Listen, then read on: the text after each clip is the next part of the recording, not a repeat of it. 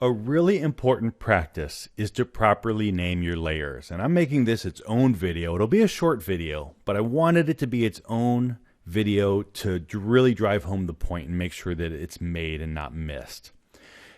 When you name your layers, it makes it much easier to navigate your document. And right now, it doesn't seem that difficult. We've just got a couple layers, it's kind of obvious.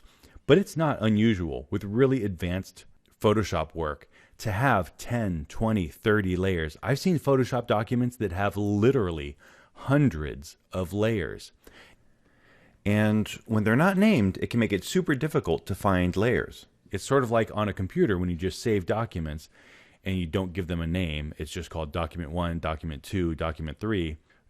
A year down the road, when you've got 300 documents in there, how do you know which one was your report for English and which one was your resume and which one was that letter that you wrote to grandma? It's impossible to tell. So giving them good names makes sense. It's very easy to name a layer. All you need to do is simply double click on the layer and type in the name.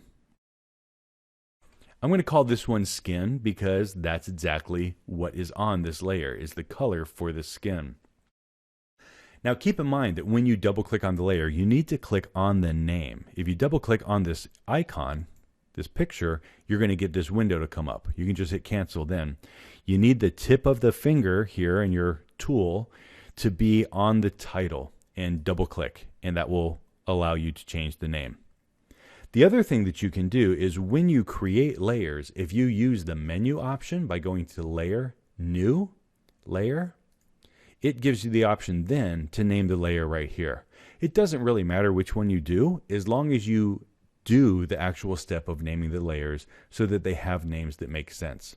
I wanted to make sure, though, that you knew how to rename a layer if you've already created 1 or 2 or 3 and got ahead. This is a really critical step. It's important to remember so that you don't lose track of where your individual changes are. It's a good practice, an important practice for any Photoshop professional, so learn it now while it's still nice and easy.